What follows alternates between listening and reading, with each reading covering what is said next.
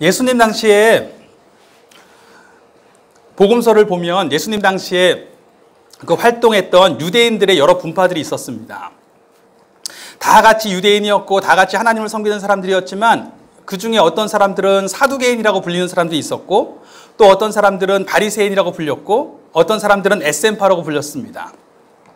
이 사람들에겐 특징이 있었어요. 이 사두개파 사람들은 그 당시에 성전과 관련되어 있던 모든 권세를 위임받은 사람들입니다. 중간사의 이야기를 저와 같이 한번 보신 분들도 계시겠지만 그 중간사에 보면 그 사두개인 같은 경우는 이미 오래전에 그 열왕기상 1장에 보면 솔로몬이 왕이 되려고 할 때에 그 아도니아라고 하는 다른 왕자가 다윗의 위를 이어서 자신이 왕이 되려고 하거든요. 그때 제사장들이나 군대 장관들도 두 파로 갈립니다. 한쪽은 솔로몬, 한쪽은 이 아도니아.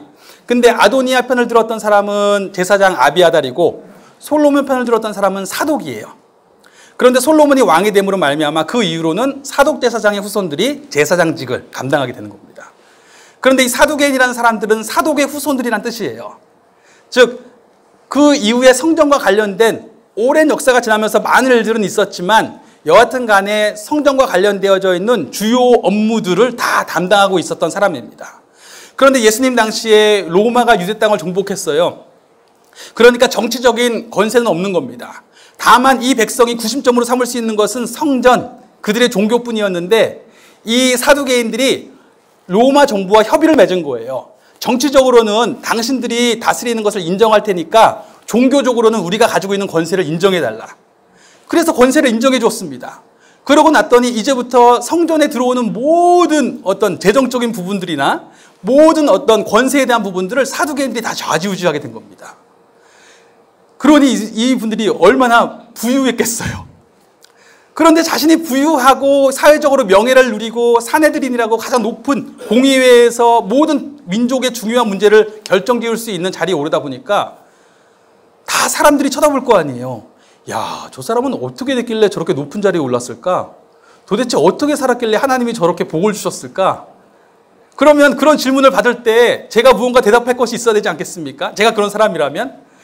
그래서 사두개인들이 뭐라고 대답하냐면 자, 성경을 보세요. 모세오경을 보니까 어떤 얘기가 나오냐면 하나님께 순종한 사람은 하나님이 축복해 주시고 불순종한 사람은 저주하십니다. 그런데 지금 보세요. 제가 잘 살고 있지요. 그러니까 저는 어떤 사람일까요? 저는 하나님께 순종한 사람입니다. 이러한 신학적인 논리가 가능해지는 거예요. 그래서 이 사두개인들은 놀랍게도 그들의 성경은 구약이에요. 구약 전체 중에서 이 모세오경만 인정합니다. 그리고 지금 사는 게 너무 좋잖아요. 지금 사는 게 좋은데 뭐 새로운 세상이 뭐가 기대가 되겠어요. 이 마지막 날에 주님께서 오실 일이 뭐가 기대가 되겠어요. 그러니 부활을 믿지 않아요. 영혼을 믿지 않습니다. 사두개파, 유대인인데 그럴 수 있나? 그럴 수 있어요. 그렇게 되는 거예요. 그런가 하면 에센파라고 하는 또 다른 파가 있는데 이 사람들은 사두개파랑 같은 뿌리예요. 원래는 이 제사장 가문이에요. 그런데 이 사람들은 정치적으로 그 로마와 협의하는 것을 인정할 수 없었어요. 로마에게 기대어져서 받은 종교적 권력은 하나님으로부터 나온 것이 아니다라고 믿는 거죠. 그러니까 지금 예루살렘 성전에 있는 무리들은 썩었고 자기들은 그것에 반대하다 보니까 상대적으로 로마의 핍박을 받을 수밖에 없고 도망을 갈 수밖에 없었어요. 그래서 어디로 가냐면 유대 광야, 지금 보면 사해라고 있는데 그 사해 근처로 그 광야지대입니다. 광야지대에 그쪽은 이 석회암 지질 구조가 안에 동굴을 파는 게 굉장히 좋은 구조예요. 그래서 그쪽에다가 동굴을 파게 돼요. 그리고 그 동굴 속에 숨어서 지내게 됩니다. 그런데 이분들의 마음엔 늘 무엇이 있겠습니까? 지금 예루살렘에서 정권을 누리고 있는, 예루살렘에서 그 종교적 권력을 가지고 있는 저 종교적 지도자들은 다 썩은 물인 거예요. 그러니까 빨리 하나님께서 오셔서 이 썩은 종교적 지도자들을 다 뒤집어 엎으셔야 되고 이 세계는 다 부패한 세계이기 때문에 빨리 뒤집어 엎어줘야 되는 것입니다. 그래서 그분들은 무엇을 성경을 주로 받냐면 이 구약에 있는 묵시 문학들, 다니엘이라고 한다든지 에스겔이라고 한다든지 이런 성경들을 주로 보게 됩니다. 그리고 아침마다 일어나서 늘 그 종말에 대한 생각을 같이 나누고 이런 강조점을 가지게 돼요. 그런 거 하면 또 바리새파라고 하는 사람들이 있었습니다.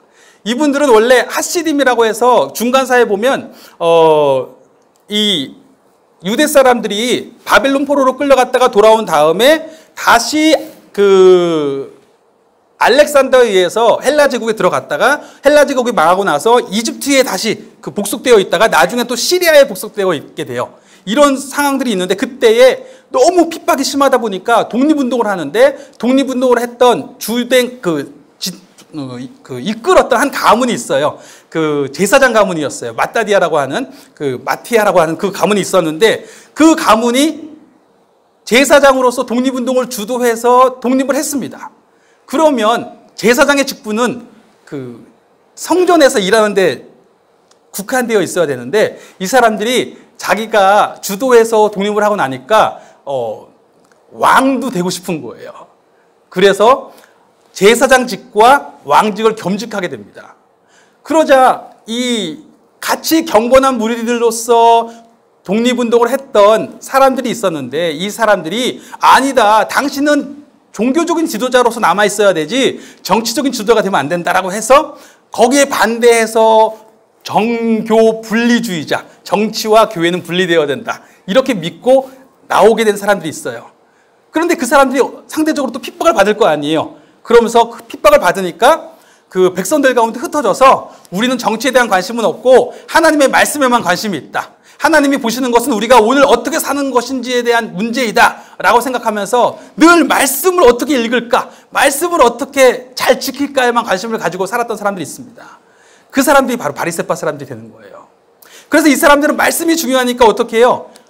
예를 들어서 안식일을 거룩히 지키라는 말씀이 있어요. 그러면 자기들은 그 누구보다도 이 말씀을 잘 지키는 사람이어야 됩니다. 그런데 안식일을 거룩히 지킨다는 건 어느 정도일까라고 생각이 드는 거죠. 안식일 날 일을 하지 말라고 했는데 일을 하지 말라는 건 어느 정도일까? 땀을 흘리지 말아야 되는 건가? 땀을 흘리지 않으려면 나는 보통 한 1km 걸으면 땀이 나기 시작하는데 1km까지는 걸어도 될까? 그러니까 이것을 설명해 줄 또 다른 성경을 쓰기 시작해요. 그걸 구전율법이라고 합니다.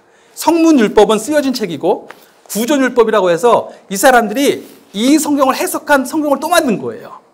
그래서 예를 들어서 지금도 유대 땅에 가면 그 안식일 날은 엘리베이터가 이 모든 층마다 다 서요. 다 문이 열립니다. 왜요? 누르면 안 되니까. 누르면 일을 하는 거니까. 이런 일이 벌어져요. 그러니까 그 사람들도 그것을 지키기 위해서 기록해 놓은 책들이 있습니다. 그게 바로 이제 탈무드도 그 중에 하나예요. 그래서 예수님께서 그 당시에 분파 사람들을 책망하실 때 사두개파 사람들을 향해서는 너희는 하나님의 말씀을 마음대로 감하는 자들이다라고 비판하셨어요. 그리고 바리새파 사람들을 향해서는 하나님의 말씀에 마음대로 더하는 자라고 말씀하셨습니다. 즉 자기가 믿고 싶은 하나님이 있는 거예요. 자기가 원하는 하나님이 있으니까 그 하나님에 맞게 성경도 취할 것은 취하고 버릴 것은 버리고 더할 것은 더하는 겁니다. 그런데 그런 모습이 오늘날에는 없을까요? 일반적인 얘기를 좀 들기가 좀 그렇다면 그냥 신학적인 부류에 대한 이야기만 해도 흔히 우리가 이제 저희 같은 경우는 저는 이제 저희 설교를 들으시면서 이제 교회 나오시면서 신학적인 그런 그 성향을 보셨겠지만 저는 저스스로 복음주의라고 그러니까 성경에서 말하고 있는 모든 고백들을 믿는 사람이에요. 그런데 이 자유주의라고 하는 고백이 또 있습니다. 근데 이분들은 어떻게 생각하시냐면 성경이 하나님의 말씀이라기보다는 그 수많은 사람들의 손을 거쳤다고 보는 거예요.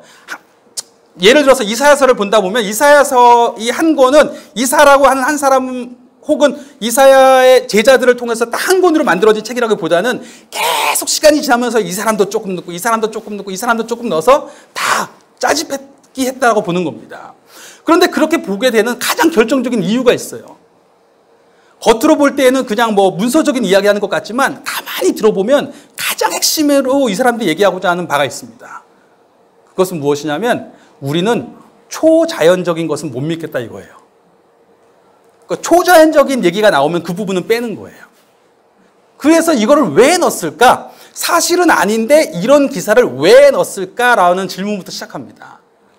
실제로 요즘에는 좀 오히려 잠잠해진 것 같은데 2000년, 그러니까 서기 2000년, 지금으로부터 한 20년 전, 그 즈음만 해도 북미 쪽에 예수 세미나라 그래서 이 성경학자들 혹은 종교학자들이 예수님에 대해서 연구하겠다고 모인 세미나가 굉장히 유행이었어요. 그 당시에 나온 책들이 되게 많았는데 그 사람들이 모여서 하는 게 뭐냐면 복음서에 있는 예수님 말씀을 딱 읽어줘요. 그리고 투표를 합니다. 이 말씀이 정말 예수님이 하신 말씀이라고 생각하는지 아니면 다른 사람이 쓴 말씀이라고 생각하는지 투표합시다. 그리고 어떤 기사를 읽어줘요. 이 기사가 정말 예수님이 하신 행동이라고 생각하는지 아니면 사람들이 만들어낸 얘기라고 생각하는지 투표합시다. 그래서 그들이 만들어낸 복음서가 있습니다. 그런데 놀라운 것은요, 그들이 다 잘라낼 거 아니에요. 그러면 이건 아니야, 이건 아니야, 이건 아니야 하고 잘라내고 남은 거 딱 보면 예수님이 하나님으로서 말씀하신, 신성으로서 하신 말씀들 혹은 예수님이 하신 이적들은 다 없어요. 진짜 딱 인간 예수. 그런데 뭔가 도덕적으로 뭔가 깨어있는 사람, 딱 이 예수만 남아있습니다. 즉 그들이 원하는 예수는 도덕적인 천재예요.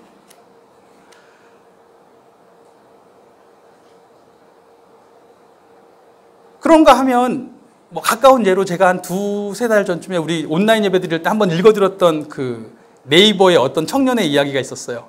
그 청년이 이 광주에 와서 자기가 교회를 찾는데요. 원래는 이제 저쪽에 이제 큰 교회, 대형 교회를 다니고 있었는데 그 교회에서 뭔가 자기가 마음에 좀 목사님 설교에서 꺼리낌이 있어서 이 광주 쪽에 왔으니까 여기에 있는 교회를 나오고 싶대요. 그런데 어떤 교회를 찾냐면 도와달라고 이제 광고를 낸 거예요. 하나님이 창조하셨다는 것을 믿지 않는 교회를 가고 싶대요. 그리고 하지만 자기는 성령의 임재를 믿는데요. 그리고 성경이 사실이 아니라고 말하는 교회를 믿고 싶대요. 하지만 예수님의 구원을 믿는데요. 그러니까 이걸 보면서 굉장히 그때 이걸 읽으면서 참 흥미로웠거든요. 어떻게 이해해야 될까? 어떠세요? 성경을 읽으시면서 제가 좀 길게 얘기하긴 했지만 나는 성경의 내용들을 다 믿고 있다. 혹은 나는 창조는 믿지만 부활은 못 믿겠고, 부활은 그럴 것 같지만 예수님 재림은 못 믿겠고, 혹 이렇게 좀 구분하고 계신 것이 있진 않습니까? 오늘 저희가 읽은 본문 말씀은 이제 이사야서예요. 이사야서는 크게 두 부분으로 나눌 수 있습니다. 우리 같이 아침에 성경을 같이 읽으시는 분들은 들으셨을 수도 있겠지만 크게 두 부분이 어떻게 나눠지냐면 1장부터 39장까지를 그 1부로 보고 40장부터 66장까지를 2부로 봅니다. 즉 39장이 있고 그 다음에 27장이 있어요. 그리고 66장이 되는 거예요. 어디서 많이 들어본 거죠? 성경의 구성과 너무 비슷합니다. 구약 39권, 신약 27권, 66권. 그런데 그냥 구성만 비슷한 게 아니라 내용도 비슷해요. 이 39장에는 어떤 내용이 나오냐면 이스라엘 사람들이 하나님 앞에 범죄한 것에 대해서 하나님이 심판하시는 얘기가 나옵니다. 그 심판의 내용이 여러 가지가 나오지만 가장 핵심적인 것은 무엇이냐면 그들이 하나님을 신뢰하지를 못하는 거예요. 신뢰하지 못했던 어떤 특별한 사건들이 또 있는데 어떤 사건들이냐면 첫 번째로는 7장에 나오는 것은 이 아하스라고 하는 왕이 있는데 그때 북이스라엘과 시리아 연합군대가 쳐들어옵니다. 그 군대가 쳐들어오니까 남유다의 힘으로 막아낼 수 없을 것 같은 거예요. 그래서 어떻게 하냐면 아수르라고 하는 나라에 원군을 요청합니다. 그런데 그것에 대해서 하나님이 책망하시는 거예요. 아니 왜 하나님께 매달리지 않고 아수르에게 매달리는가라고 이야기하십니다. 그런가 하면 또 다른 에피소드는 36장에서 39장에 나오는 히스기야 왕 때 이야기인데 아수르가 쳐들어왔어요. 그런데 아수르가 어마어마하게 강군이거든요. 고대 근동의 다른 나라들 다 휩쓸었습니다. 북이스라엘도 망했어요. 이제 남유다만 남아있는 상황인데 아수르의 군대가 와서 조롱하는 거예요. 너희의 하나님이 과연 구원할 수 있을까? 세상에 어떤 신이 아수르의 힘에서 그 민족을 구원했느냐? 너희도 히스기야 그러니까 왕이 히스기야 왕의 말 믿지 말고 어서 항복해라. 막 이렇게 조롱합니다. 히브리 말을 또 아는 사람들을 시켜서 막 조롱해요. 그럴 때에 히스기야도 마음이 막 두근두근 하겠죠. 막 낙심이 되겠죠. 그때 이사야 선지자를 통해서 하나님을 신뢰하라는 말씀을 계속 주시는 거예요. 즉, 그 39장까지 전체의 내용은 계속해서 하나님을 신뢰하지 아니하는 백성들에 대해서 책망하시는 이야기를 합니다. 그때 신뢰하지 않는 하나님은 어떤 하나님이에요? 하나님이 구원하실 수 있다는 것을 신뢰하지 못하는 거예요. 그들의 삶의 자리에 어떤 문제가 있는데, 그리고 여러 가지 삶의 상황이 있는데 하나님이 그들을 구원하실 수 있다는 걸 믿지 못하는 것을 책망하시는 겁니다. 자, 하나님이 구원하실 수 있다는 걸 믿지 못하니까 어떻게 하겠어요? 나를 구원할 수 있는 다른 게 없을까 찾아보게 되겠죠. 그러니 자연스럽게 우상 숭배가 시작되는 거예요. 혹시 내가 믿을 만한 것, 이게 있으면 되지 않을까? 내가 이걸 가지고 있으면 해결되지 않을까라는 것을 보게 되는 것입니다. 그런가 하면 그는 구원하시는 하나님이 아니에요. 자, 구원할 수 없다라는 것은 다른 말로 심판하실 수 없다라는 의미입니다. 그렇죠? 내가 누군가를 구원할 수 있다는 것은 내가 심판할 수 있다는 뜻이잖아요. 심판할 수 없는 하나님이니까 어떻겠어요? 내가 하나님의 말씀을 가지고 살아갈 이유가 없는 겁니다. 그렇죠? 하나님의 말씀이 나의 삶의 기준이 될 필요가 없는 거예요. 그는 나를 심판하시지도 못하고 구원하시지도 못할 분이시니까.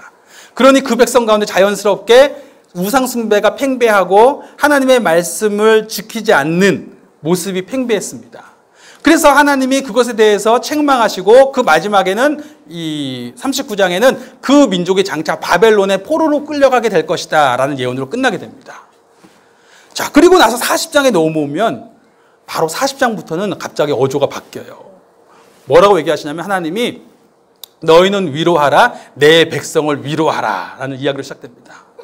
자, 하나님께서 이 백성을 심판에 내어주셨습니다. 그러나 그렇게 하신 것은 그 백성을 온전히 멸망하게 하시고자 함이 아니었어요. 그 시간이 힘들지만 그 시간을 통해서 다시 하나님이 그들로 깨닫게 하시고 그들이 깨달아야 될 부분이 있었어요. 깨닫게 하시고 그 깨달음 가운데 다시 하나님께 돌아오게 되면 그들이 무언가를 깨달아서 하나님께 돌아오게 되면 그 백성들을 다시 회복시키셔서 하나님이 원하시는 모습으로 다시 온전케 하시려고 하는 계획이 있었어요. 그래서 그 계획을 말씀하시기 시작합니다. 이 백성이 그 심판이 이제 끝날 것이다. 그리고 그들의 죄는 마치 빽빽한 구름이 우리를 가리워서 마치 안개가 가득할 때 앞이 안 보이는 것처럼 우리의 죄를 가리우게 될 것이다. 그리고 이제 하나님이 이 백성을 회복시키실 것이다 라는 예언을 하시기 시작합니다. 그러면서 40장에서부터 이제 그게 시작되는 거예요. 이제 헨델의 메시아가 바로 이 40장 이 1절에서 시작되는 이 고백에서 시작되는 것이거든요. 너희는 위로하라, 내 백성을 위로하라. 자, 그러면서 뭐라고 말씀하시냐면 그 백성에게 외치라라고 이야기하십니다. 외치는 자의 소리가 뭐라고 외칠까요 했더니 광야에서 하나님의 길을 예비하래요. 사막에서 하나님의 대로가 열릴 것을 준비하랍니다. 아니, 사막에 어떻게 길이 열리지? 광야에서 어떻게 하나님의 대로가 열리지? 그런데 그 다음에 나오는 얘기는 더 놀라워요. 골짜기마다 다 높아질 것이고 산마다 다 낮아질 거랍니다. 물론 요즘에는 공사를 워낙 잘하니까 어느 정도 뭐 그런 일을 할 수 있을지 모르겠지만 아니, 모든 골짜기, 모든 사진들이 다 평탄하게 되어지는 그런 일을 보게 될 거라고 하는 것입니다. 그 회복하는데 그 회복의 스케일이 그냥 우리가 생각할 때 그냥 돌아오겠지라는 이 정도 회복이 아닌 거예요. 정말 모든 사람이 어떻게 이런 일이 벌어질 수 있지? 어떻게 이런 일이 벌어질 수 있지? 이건 사람이 한 게 아닌데? 이런 고백이 절로 나오는 일이 벌어지는 겁니다. 그러면서 자연스럽게 이야기하는 거죠. 하나님의 영광이 나타나게 될 것이다. 모든 육체가 그것을 함께 보게 될 것이다 라고 이야기합니다. 제가 여러 번 얘기하지만 영광은 무슨 단어예요? 영광은 무게란 뜻이에요. 하나님이 정말 계시다는 뜻입니다. 즉 하나님이 계시구나라는 것을 막 절로 고백하게 될 것이다 라고 이야기합니다. 그러면서 또 외치라고 이야기합니다. 내가 무엇이라 외치리까 하니 모든 육체는 풀이요 그 모든 아름다움은 들의 꽃과 같다. 즉 그들이 자랑하고 있는 모든 것들이 있지만 그것은 어떤 것이에요? 여호와의 기운이 쑥 불면 한순간에 사라질 것들. 즉 그 모든 육체의 자랑들을 완전히 평탄하게 만드실 하나님의 기운을 보게 될 거라는 거예요. 그러면서 그들이 의지할 분은 하나님의 말씀뿐이구나라는 것을 의지하게 될 거라는 겁니다. 그러면서 그 다음에 나오는 구절이 아름다운 소식을 시온에 전하는 자여 이제 너희 하나님을 보라. 강하신 자가 너희에게 임하실 것이요 그의 팔로 너희를 다스리실 것이다. 그가 이제 구원하실 것이다 라고 이야기하십니다. 그 하나님을 보라 라고 이야기합니다. 즉 이제 하나님이 행하실 일에 대한 기대감을 갖게 해요. 그런데 하나님이 이 일을 행하시겠다는 어떤 신뢰가 돼야 되잖아요.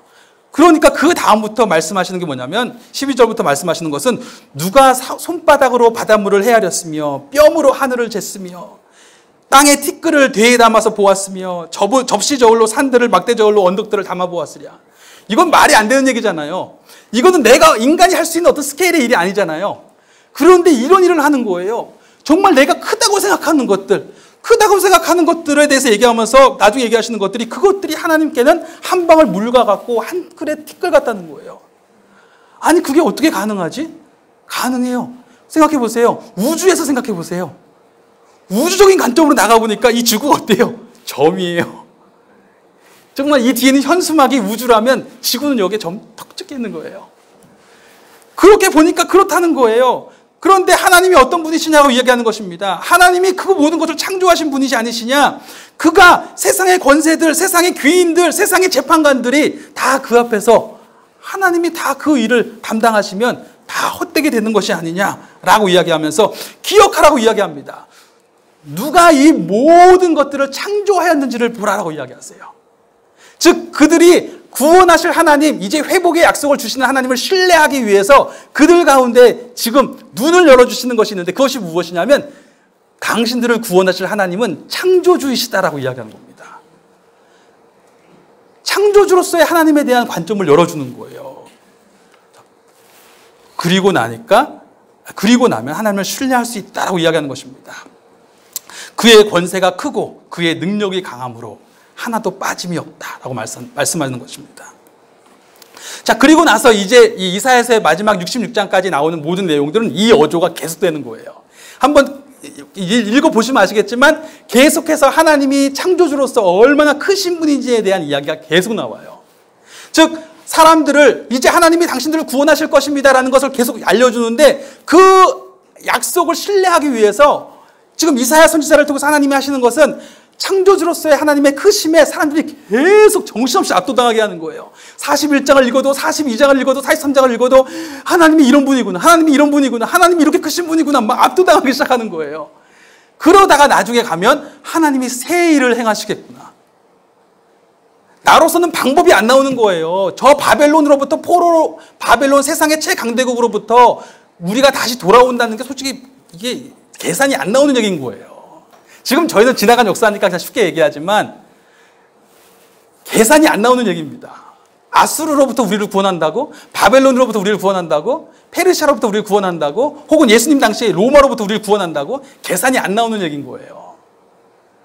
그런데 하나님의 크심에 계속 압도당하다 보니까 갑자기 어떻게 보이기 시작하냐면 하나님이 하시겠구나. 그의 생각이 정말 크시구나.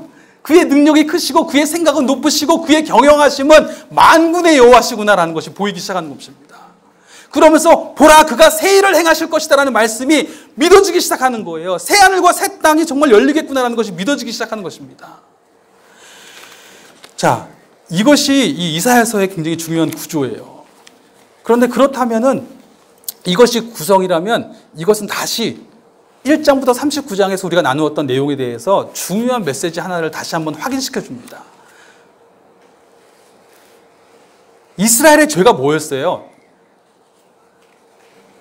우상 숭배하고, 그렇죠? 하나님의 계명을 지키지 않고.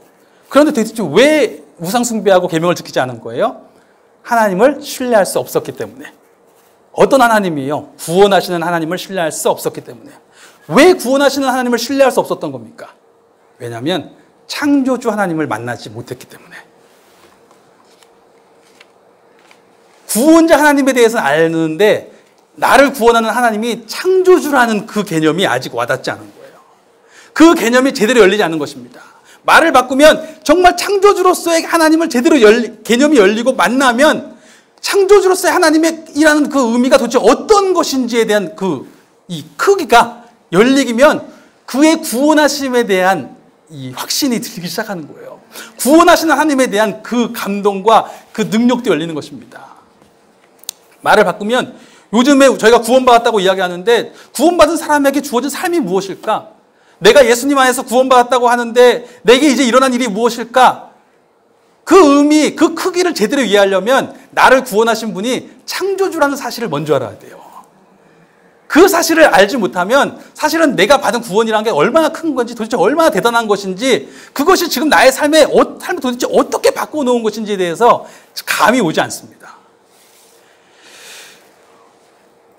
선지자들, 이사야도 선지자잖아요. 선지자들을 그들이 하는 일이 뭐냐면 원래 선지자들이 하는 일을 여러 가지 얘기할 수 있겠지만 가장 기본적으로 그들의 이름을 가지고 얘기해 보면 선지자라는 히브리어가 원래는 로에예요. 로에는 뭐냐면 보다라는 뜻입니다. 라라고 하는 보다라는 히브리어에서 나왔어요. 즉 보는 사람들이에요. 근데 무엇을 보냐면 하나님의 임재를 보는 거예요. 사람들은 다 좀 보이는 것만 보는 거예요. 내 눈에 물리적으로 있는 것만 보이는데 같은 공간에 있는데 그 사람들은 같은 공간에서 하나님이 이 자리, 하나님 앞에서 이 모든 공간이 보이는 거예요. 즉, 이 공간이 물리적인 공간이 아니라 하나님의 공간이라는 것이 보이는 것입니다. 구약의 선지자들이 거짓 선지자와 싸우는 장면을 보세요. 예를 들어서 열왕기상 22장에 그 여호사밧과 아합 왕 앞에서 400명의 선지자들과 그 미가야 선지자가 싸울 때 보세요. 다들 왕의 보좌 앞에서 예언하고 있는데 미가야 선지자만 뭐라 그래요? 내가 보니 라고 이야기합니다. 여호와께서 천상의 보좌에 앉아 계시고 라고 이야기를 시작해요. 즉 그의 눈에는 천상의 보좌가 보이는 거예요. 지금 이 자리가 하나님이 다스리지 않는 곳이라고? 아니, 여기가 하나님이 다스리시는 곳이야.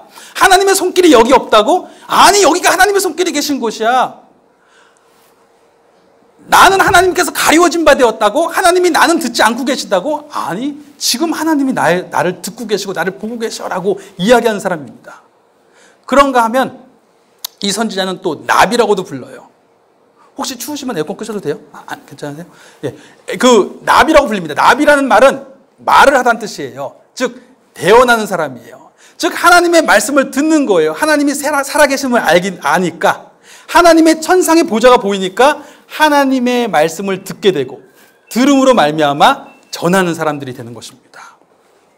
즉 이 선지자들이 하는 일은 무엇이냐면 한마디로 말하면 하나님을 보여주고 하나님을 듣게 하는 거예요. 그럴 때 보고 듣게 되는 하나님은 어떤 하나님이에요? 창조주로서의 하나님입니다. 즉 우리가 살고 있는 모든 공간이 바로 하나님의 공간입니다라는 것을 열어주는 사람이에요. 살아가다 보면 지금 하나님은 왜 내 목소리를 듣지 않으시? 하나님이 나의 송사는 듣지 않으시나 봐. 나의 송사는 가리워져 있나 봐. 나는 하나님께 숨겨져 있나 봐. 하나님이 나는 찾지 못하시나 봐 라고 이야기하는데 그렇지 않다는 거예요. 지금 있는 그 공간이 바로 하나님의 공간이다. 왜요? 하나님은 어떤 분이에요? 사실 우리가 너무 작기 때문에 우리보다 너무 큰 것은 인지하지 못합니다. 아까도 말했지만 산은 인지해요. 크다라는 건 인지하지만 적당히 내 눈에서 큰 거는 인지하는 거예요. 그러나 솔직히 지구를 인지하세요? 그런데 저는 분명히 지구에 살고 있잖아요. 지구는 너무 크니까 인지가 안 되는 거예요. 우주를 인지하세요? 우리는 분명히 우주 안에 있는데 이게 인지가 안 되는 거예요. 하나님을 인지하세요? 하나님이 우주보다 너무 크시니까 지금 우주 안에 있는 모든 피조물은 하나님의 품 안에 있는 겁니다. 그런데 그 내가 좀 하나님의 품 안에 있다는 게 인지가 안 되는 거예요. 그런데 그것이 열리면 지금 내가 있는 모든 공간이 하나님의 품이에요. 어떠한 자리에 있든지 간에 내가 지금 요 예배당 안에 있든지 예배당 바깥에 앉아 있든지 직장에 있든지 가정에 있든지 그곳이 주님의 품입니다. 그런가 하면 하나님은 어떤 분이세요? 영원하신 하나님이라고 이야기합니다. 영원하다시 사시다는 건 어떤 의미라고 그랬어요? 그분이 지금 살아 계신다는 의미예요. 하나님에 대해서 얘기하면서 제가 이제 사실은 제가 뭐 그렇게 선배 목사님들 설교를 잘 듣는 스타일은 많이 들은 스타일은 아니지만 제가 요즘에 얼마 전에 조용기 목사님 설교를 한번 오랜만에 이렇게 들어봤어요. 그래서 들으면서 목사님 설교를 들으면서 조용기 목사님에 대해서 여러 가지 과도 있을 수 있게 하겠지만 그분이 전했던 어떤 메시지에 있어서 너무 확 와닿는 게 뭐냐면 하나님이 예전에만 살아계셨습니까? 미래에 살아계십니까? 지금 살아계신다고. 아니 하나님이 2000년 전에 살아계셨고 장차 언젠가 오시겠죠. 그 하나님만 바라보고 살 거냐고. 지금은 죽으셨냐고 얘기하시는 거예요. 그런데 몇 편의 설교를 들어도 다 똑같은 얘기인 거예요. 가만히 보니까. 결국은 우리가 어떤 목사님도 마찬가지. 결국은 우리가 하나님의 성경을 제대로 이해할 때 우리가 만나는 하나님은 어떤 하나님이냐면 지금 살아계신 하나님이십니다. 영원하신 하나님은 지금 살아계시다는 거예요. 창조주 하나님은 그가 세상을 창조하셨다는 의미는 이 옛날에 태초에 하나님이 창조하셨지 그 얘기를 하려고 하는 게 아니에요. 그가 창조하셨다는 것은 지금 그가 다스리고 계신다는 얘기를 하려고 하는 거예요. 지금 그분이 살아계신다는 겁니다. 지금 내가 어디에 있든지 그분의 품 안에 있는 것이고 내가 어디에 있든지 그분이 지금 나와 함께하고 계신 거예요. 그것이 보여야 된다고 얘기하는 것입니다. 그리고 그 하나님에 대한 눈이 열리면 그때서야 내가 그분의 구원하심 아래에 있다는 것, 그분이 나에게 허락하신 구원의 약속 가운데 있다는 것이 얼마나 내게 놀라운 일인지, 그것은 누구도 끊을 수 없는 거잖아요. 내가 어디를 가든지 그분의 품 안에 있다면 그 무엇도 내가 지금 나를 향해서 베푸시는 그분의 사랑에서 나를 끊을 수 있는 건 아무것도 없는 거잖아요. 어떠한 순간에도 지금 나를 향한 그분의 사랑에서 나를 끊을 수 있는 건 아무것도 없는 거잖아요. 그 사랑이 얼마나 대단한 것인지 제대로 이해하기 시작하게 됩니다. 그러면서 요한계시록에서도 똑같은 거예요. 요한계시록에서 무엇이라고 이야기합니까? 그 당시에 이 성도들은 다 로마 밑에서 힘들어하고 있었어요. 고통받고 있었습니다. 광야 생활을 하고 있었던 거예요. 그런데 그때의 사도 요한을 통해서 하나님이 말씀하시는 건 무엇이냐면, 요한계시록에 나오는 이 천상의 이야기들은 종말, 자꾸 생각하시는 종말의 이야기가 아니라, 종말도 궁극적으로 종말도 바라보지만 그 순간, 사도 요한이 말하고 있는 그 순간, 그때의 성도들이 살고 있는 그 순간에 그들은 지금 지상의 것만 바라보며 로마의 핍박만 바라보며 어떻게 살아야 되나 고민하고 있을 때에 그들의 삶을 진정으로 다스리고 계신 천상에 대한 눈을 열어주는 거예요. 똑같은 순간이지만 지상의 순간, 지상에서의 그 모습과 천상에서의 모습을 같이 열어주고 있는 게 요한계시록의 구조입니다. 즉 그들로 하여금 지금 당신들이 살고 있는 그 자리, 당신들이 고통받고 있는 그 자리, 힘들고 어려운 건 알지만 지금 그 자리에서도 하나님의 일하심이 멈춘 것은 결코 아닙니다. 지금은 로마가 심판하는 것 같지만 아니요, 하나님이 분명히 같이 심판하고 계시는 것입니다. 그 눈을 열어주기 시작하는 거예요. 계속해서 하나님 앞에 서 있는 자신들의 모습을 보여주기 시작하는 것입니다. 그렇게 창조주 하나님에 대한 눈이 열리고 나니까 자연스럽게 나오는 찬양이 있어요. 그것이 무엇이냐면, 구원하심은 보좌에 앉으신 우리 하나님과 어린 양께 있도다. 누가 보좌에 앉아있는지가 보이는 거예요. 세상에 보좌에 앉아있던 것만 보이다가 비로소 누가 진짜 보좌에 앉아있는지, 이 공간이 진짜 누구의 공간인지, 이 시간이 도대체 누구의 시간인지가 보이기 시작하니까 누가 우리를 진짜 구원할 수 있는지에 대한 확신이 분명하게 드는 것입니다. 성경을 이해하면서 창조는 믿지 않지만 난 구원을 믿는다? 사실은 말이 안 되는 얘기예요. 왜요? 창조하신 자의 구원자가 아니라면 어떻게 2000년 전에 흘린 피가 어떻게 나를 구원해요? 말도 안 되는 얘기예요. 2000년 전에 팔레스타인 땅에서 한 남자가 죽어서 피 흘렸는데 그 피가 어떻게 나를 구원해요? 말도 안 되는 얘기인 거예요. 창조주께서 허락하신 하나님의 아들의 피니까 가능한 겁니다. 하나님의 아들의 피가 아니면 그것은 있을 수 없는, 말이 안 되는 얘기예요. 하나님이 창조하신 하나님이 보내신 영이 아니라면 성령이 오신다고 어떻게 나의 마음이 변합니까? 하루에도 수십 분 변하는 게 제 마음인데 창조주의 영이기 때문에 제가 변하는 거예요. 창조주가 아니라면 부활을 어떻게 기대해요? 죽음의 권세를 이기시는 분이니까, 삶과 죽음이 그분에겐 한 가지이신 분이시니까 우리가 부활을 기대할 수 있는 것이죠. 즉 창조를 믿지 않으면서 구원을 믿는다, 창조를 믿지 않으면서 성령이 있다라는 것은 사실은 말이 안 되는 얘기예요. 창조하신 하나님을 만나야만 구원하실 하나님을 만날 수 있고, 창조하신 하나님을 만나야만 오늘 내 안에서 역사하시는 성령님을 만날 수 있습니다. 창조하신 하나님을 만나야만 그분이 창조하신 분이기 때문에 심판하실 하나님을 기대할 수 있어요. 창조하신 하나님을 만나야만 나를 결국 회복시키실 하나님을 기대할 수 있습니다. 어떠세요? 창조하신 하나님을 만나고 계십니까? 기독교의 가장 오래된 고전들이 많지만 근 100년 사이에 나왔던 고전 중에 하나는 그거예요. 당신의 하나님은 너무 작다.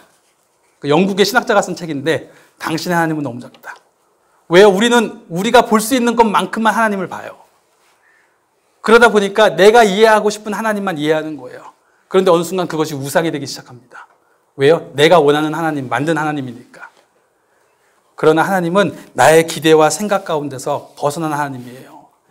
그래서 사실은 이스라엘 사람들이 광야에서 훈련을 받았잖아요. 왜 훈련받았냐면 그 사람들이 구원받았어요. 이제 구원하신 하나님의 백성으로 삶을 누려야 돼요. 근데 그 삶을 제대로 살기 위해서는 그들이 뭔가 좀 훈련이 돼야 됐어요. 그러면 광야에서 받은 훈련이 무엇일까 가만히 생각해 보면 창조주로서의 하나님을 만나는 거예요. 그들을 구원하신 하나님이 도대체 누구신지 어떤 분이신지를 제대로 이해하게 만든 겁니다. 광야라는 곳에서 누가 진짜 생명의 공급자인지 누가 진짜 삶의 공급자인지를 제대로 이야기한 거예요. 욥도 마찬가지예요. 그가 주어진 삶을 어떻게 살아갈 것인가 했을 때에 그가 결국 깨닫게 된 것은 무엇입니까? 창조주로서의 하나님을 만나게 한 거예요. 바울도 마찬가지입니다. 바울도 전도할 때에 우리는 뒤에 이제 바울의 사역한 것만 보지만 바울의 행적에서 보면 13년이 빠지는 시간이 있어요. 근데 그 시간을 어떻게 해석하는 여러 가지 이제 그 전승들이 있는데 바울도 처음에 너무 실패를 많이 한 거예요. 실패를 너무 많이 한 거예요. 너무 많이 해서 이렇게 좀 그러면서 바울이 정말 전도행하면서 얼마나 핍박을 받았어요. 그래서 이게 될까? 이게 될까? 이게 될까? 그런 시간들을 계속 가는 거예요. 그런데 그 가운데서 그가 하나님이 이루시는 거구나. 일을 공급하시는 분, 일을 이루시는 분은 하나님이시구나. 왜요? 그가 창조주이시구나. 우리에게 예수 그리스도의 이름을 주신 분은 창조주이시구나. 우리를 예수 그리스도 안에서 받으신 분은 창조주이시구나라는 것을 믿어주고 나니까 바울이 확신이 생기는 것입니까? 그래서 로마서 8장에 이야기할 수 있는 거예요. 그 무엇이 우리를 하나님의 사랑에서 끊을 수 있겠는가?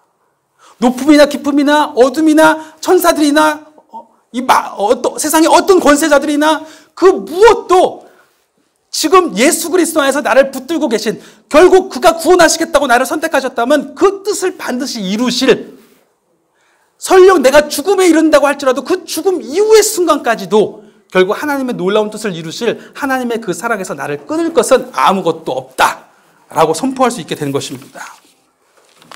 그래서 오늘 그 마지막 시편이 아니라 이사야서 40장 마지막에 이렇게 이야기하는 것입니다. 하나님의 말씀에 위로를 받는 사람은 뭐라고 이야기해요? 그 사람은 마치